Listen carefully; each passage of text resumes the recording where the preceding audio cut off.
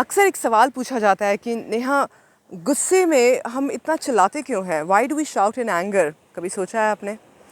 तो ना, एक बहुत ही अच्छी कहानी मैं पढ़ रही थी और मैं आपके साथ शेयर करना चाहूँगी। एक संत महात्मा थे जो कि ऋषिकेश जाते हैं और गंगा जी में डुबकी लगा रहे होते हैं। और क्या होता है कि उनके बिल्कुल बगल में एक परिवार होता है जो आपस में चिल्लाकर बात कर रहा होता है। तो जो उनके डिसाइपल्स होते हैं संत जी के, है ना, जो उनके शिष्य होते हैं, वो उनसे पूछते हैं कि ये तो आसपास ही है, चिल्लाकर क्यों बात कर रहे हैं इतना ज़्यादा? तो जो संत जी होते हैं वो कहते हैं, एक काम करो, तुम खुद सोचो इसके बारे में कि क्या रीज़न हो सकता है। क्या रीज़न हो सकता है कि वो चिल्लाकर बात कर रहे हैं एक दूसरे से? क्यों चिल्लाए जा रहे हैं? बल्कि शारीरिक लेवल पर तो काफ़ी क्लोज़ हैं। तो बहुत सोचते हैं उनके शिष्य। फिर उसके बाद वो फिर से दूसरे शिष्य को बोलते हैं तो वो भी नहीं सोच पाते। तो इतने में वो बोलते हैं, संत जी, देखो होता क्या है कि शारीरिक लेवल पर तो आप साथ में हो, लेकिन जो ये दिल का जो एक कनेक्शन है, जो आत्मा से जो एक कनेक्शन है, वो बहुत दूर हो चुका है। इसलिए हम चिल्ला रहे हैं।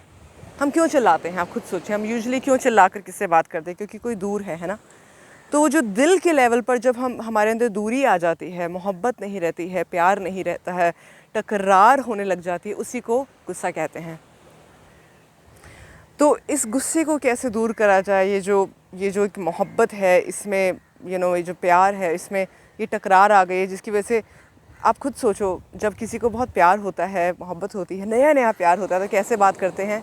मतलब बहुत धीरे से बात करते हैं, है ना। और कई बार सिर्फ विस्पर करते हैं एक दूसरे को, I love you very much, है ना, यू आर वेरी ब्यूटीफुल। लेकिन जब गुस्सा आता है, रिश्ते ख़राब होते हैं, तो क्या होता है कि हमें लगता है कि वो सामने, और जितना ज़्यादा वो इंसान आपके सामने आ रहा है, सबकॉन्शियस लेवल पर जितना ज़्यादा सामने आ रहा है, उतना ही वो चेहरा आपको उस पुरानी मेमोरी का ट्रिगर कर रहा है। वो फर्स्ट या 2 मेमोरीज़ जिसकी वजह से गुस्से की शुरुआत हुई थी, जिसकी वजह से दूरी की शुरुआत हुई थी। सोचो, जब बच्चे पैदा होते हैं, है ना, तो जब बिल्कुल ही बड़े हो रहे होते हैं, तब एकदम से उनके बीच में गुस्सा नहीं होता, है ना।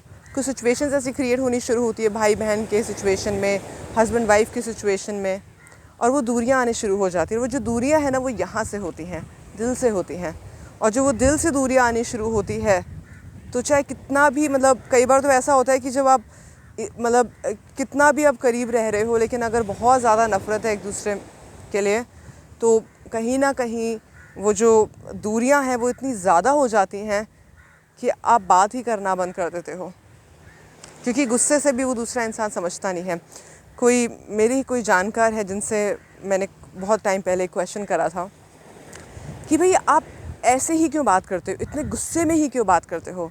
तब उन्होंने मुझे बोला था कि क्योंकि मुझे अपने स्ट्रेस को रिलीज़ करने का तरीका ही यही आता है। तो क्यों ना एंगर में, यानी कि गुस्से में, आप मोहब्बत से बात करो। पॉसिबल है। देखो, तो आज मैं आपको बताऊंगी कि ये पॉसिबल कैसे है। देखो, ये तो मैंने आपको बता दिया कि हम गुस्से में चिल्लाते क्यों हैं, क्योंकि दूरियां हो गई हैं, साफ सी बात है। मोहब्बत नहीं है, दिल के लेवल पर, आत्मा के लेवल पर, इमोशनल के लेवल पर दूरियां हो गई है। चाहे फिजिकल लेवल पर आप बिल्कुल ही साथ साथ क्यों ना सो रहे हो, हस्बैंड वाइफ ही क्यों ना हो। तो कैसे इसको वापस से, इस दूरी को कम करा जाए, इस मोहब्बत को बढ़ाया जाए, प्यार को बढ़ाया जाए?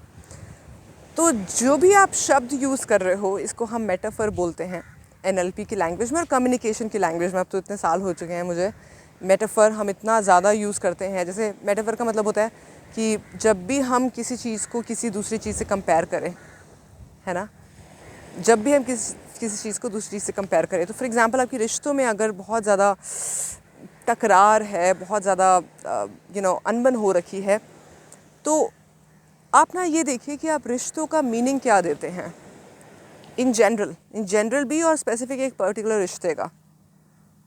कहीं ऐसा तो नहीं कि रिश्ते का मतलब है कि यानी कि जेल। अरे, marriage is like a jail, marriage is like a bondage. तो जब भी आप एक कंपैरिजन कर रहे हैं किसी दूसरी चीज़ के साथ, आप वही एक्सपीरियंस करेंगे, और जो ही आप बारी बारी एक्सपीरियंस कर रहे हैं, वही इमोशन आपके अंदर बारी बारी ट्रिगर होगा, राइट। सो थोड़ा सा मीनिंग को चेंज करके देखिए। बहुत सालों पहले ना, रियल स्टोरी बता रही हूँ मैं आपको, बहुत सालों पहले तकरीबन 20 साल पहले मैंने अपने भाई का नाम एज अ जेलर अपने फ़ोन में सेव करा हुआ था। उस टाइम इतनी नॉलेज नहीं थी, इतना ज्ञान नहीं था।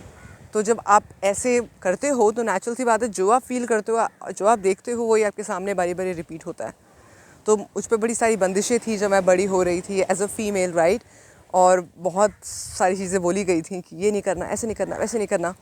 तो वो एक जेलर वाली फीलिंग बन गई थी। मैं इसे मजाक में लेती थी, बट वो इतनी बढ़ गई कि उसकी वजह से रिश्ते बहुत ज़्यादा ख़राब होने लग गए।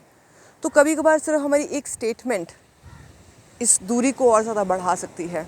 तो सोचिएगा ज़रूर आज कि कहीं ऐसा तो नहीं कि मैंने रिश्तों का जो मीनिंग है वो ही गलत दे रखा है, कि मेरे लिए रिश्ते ये हैं, रिश्ते ऐसे होने चाहिए, या रिश्ते ये हैं, रिश्ते यानी कि टू मच ऑफ वर्क, तो आप बहुत ज़्यादा स्ट्रगल करोगे रिश्तों में। रिश्ते यानी कि टू मच फ्रीडम ऑल्सो, वो भी गलत है, क्योंकि जब आप बहुत ज़्यादा फ्रीडम मांगोगे और या आपने रिश्ते का मतलब ही फ्रीडम ढूंढ लिया है, तो जो इंसान आपसे कमिट होना चाहेगा तो आप कमिट नहीं हो पाओगे, क्योंकि आपके लिए मीनिंग रिश्ते का फ्रीडम है, और आपका मीनिंग कमिटमेंट हो सकता है रिश्ते का, है ना। तो क्या डेफिनेशन है, गूगल में मत जाएगा, बट क्या डेफिनेशन है जो आज आप ऐसी डेफिनेशन बनाना चाहते हैं जो कि आपके पूरे रिश्ते को ही चेंज कर दे। और आपने एंगर का भी मतलब क्या माना हुआ है। कई बार आपके साथ ऐसा होता होगा कि अगर मैं आपको बोलूँ कि गुस्सा करना यानी कि गुस्सा करना, जब भी आप बहुत ज़्यादा गुस्सा करते हो तो ये दिस इज़ व्हाट इज़ गुस्सा। रियली में क्या क्या इसे ही गुस्सा कहते हैं?